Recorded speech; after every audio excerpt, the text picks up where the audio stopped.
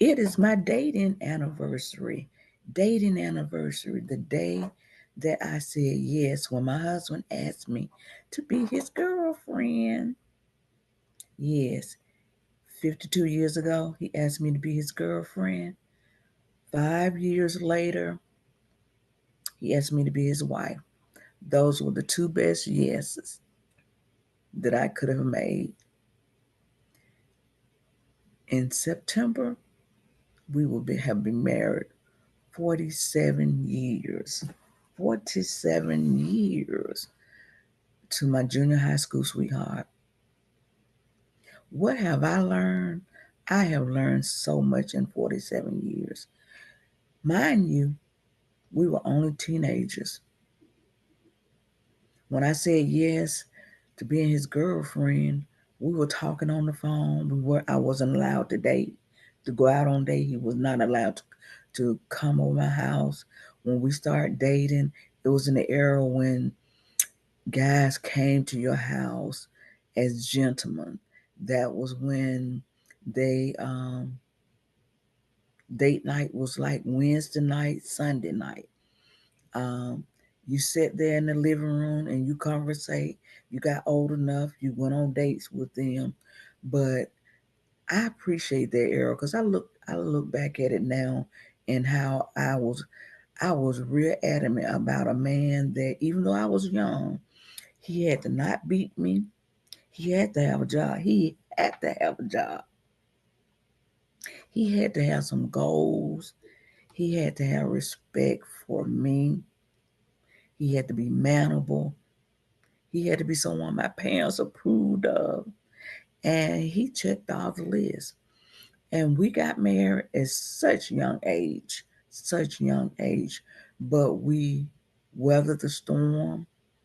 We learned, we grew up together. We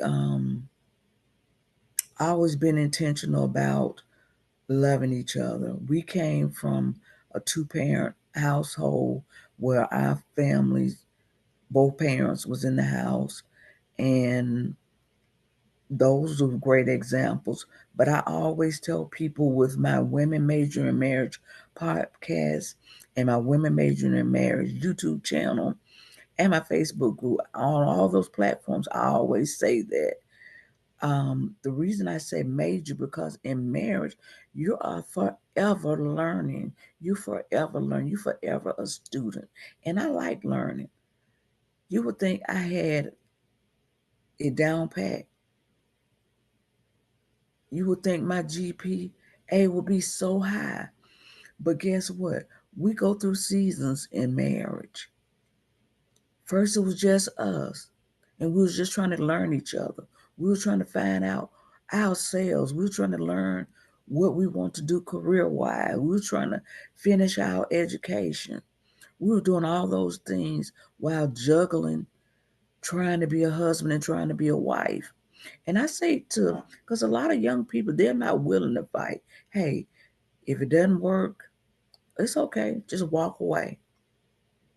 You're gonna go through some challenges.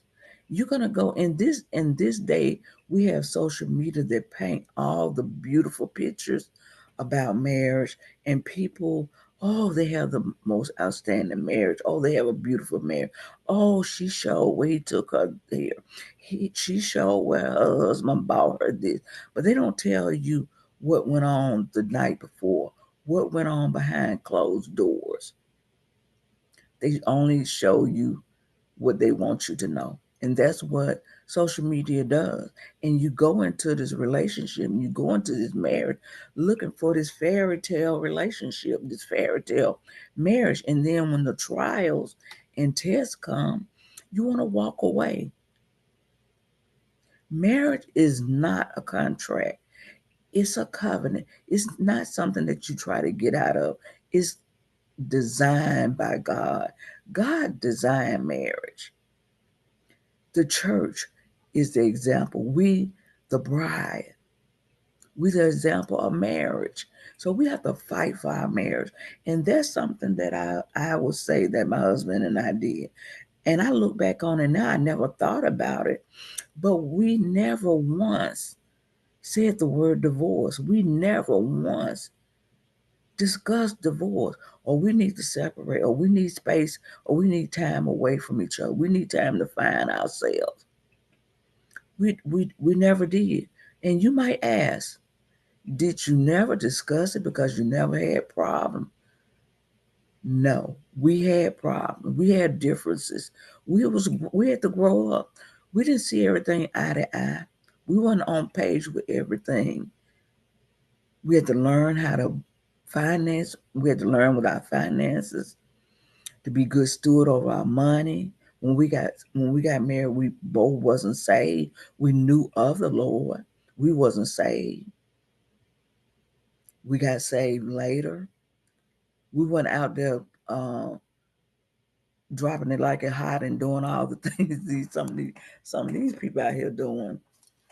But we wasn't committed, had a committed life to Christ. We wasn't having that prayer life and dedicating our life totally to Him, living a whole, clean life. But with all that, we never discussed divorce. We never discussed divorce.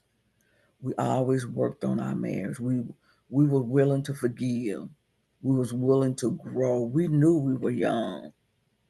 And in I would say that I was brought up in a home with a lot of love. I can say that. And my husband too. We were brought up with a lot of love in our home, where family was first. But would I say that I had all the homeschooling I needed as a wife? I believe that my mom did the best that she could. She taught us how to clean, how to take care of ourselves, how to carry ourselves like a lady, how to dress, how to iron, how to do all those things. She taught us that, and to this day, I still do some of the things that my mom taught me. My mom believed in being clean. She believed in being organized. She didn't believe in no junky, dirty house. And I'm the same way. And I try to instill that in my two children. So I did receive that. And my parents, they love family, their family. My dad family was like my mom family. And my mom family was like my dad family. It wasn't like no in-laws. And I observed that and I love that about them. But the thing that I did notice with my parents, there was no a lot of affection between the two of them. I didn't see it. We didn't see it. Um, there was not a whole lot of affection, hugging, kissing, I love you, dating, which people back then probably when they was just trying to survive and keep a meal on the table. So that's why I say they did the best that they could. There wasn't that. So when we had our children, we try to be more affection, show love, let our children see that we love each other, that we were important to each other. We gave respect. We didn't sit around screaming, hollering at each other. We had our disagreement, but we wasn't screaming and hollering, calling each other names, slamming doors, throwing dishes. We wasn't doing any of that. So it was so important to show our children that we loved each other. They knew, they knew we were gonna. There was times we were gonna get sitters. We was gonna go on trips. My husband believed in us going on trips, celebrating our anniversary, finding sitters, somebody to take care of our children, spending that quality time, going places, doing things. And throughout our whole married life, we still believe in taking breaks, taking those breaks, spending that quality time, getting away and having a different scenery. We have traveled, for birthdays and for anniversaries, so many beautiful countries, so many beautiful states, so many great times. There were times we were just going places in the state of Alabama where they just had those state parks. We would go to those different resorts and stay. It didn't have to be long airplane trips. We have done those. We have done Cancun. We have done Hawaii. We've done the Cayman Islands. Oh, all kind of places. You name it. We have been there just to celebrate each other, not for a job visit, but for quality time on our own schedule, spending that quality time together. And I think that has made us grow into who we are today, And I just want to say that I'm so grateful for my husband. I'm thankful for that first yes that I said on August 13th, 1973. Wow, that sound like, I know it sounds like I'm about 100 years old. 1973, I said yes to being his girlfriend. 5 years after that, I said yes to being his wife. And today, I still say yes. Are we perfect people? No, imperfect people that have made a decision to make our marriage a thriving marriage. You go through seasons in marriage. Stop giving up on everything. No, I am not that same person that said yes in 1978. I am not. I've had children. I've had miscarriages. We buried our first baby. Then we got our two children that we have now that are adults. We raised them. We had to learn how to parent. We had to learn how to juggle um, being parents, working on our careers, working on ourselves. Don't give up on marriage. And that woman that in her season of waiting, why are you waiting? Why are you waiting? Do this, because I never was told this and I never did this, but God blessed anyway. I never was prepared to learn who I was, learn myself. I did that in my marriage. Like, okay, what I really want to be, what I really want to do. Okay, I want to go to school, do this, do that. This is what I want to do. This is what I want to do. My husband, what he wanted to do. It wasn't uh, finding, learning myself, knowing who I was. I knew I was in love. I knew I loved that person, and I could see myself spending the rest of my life with him.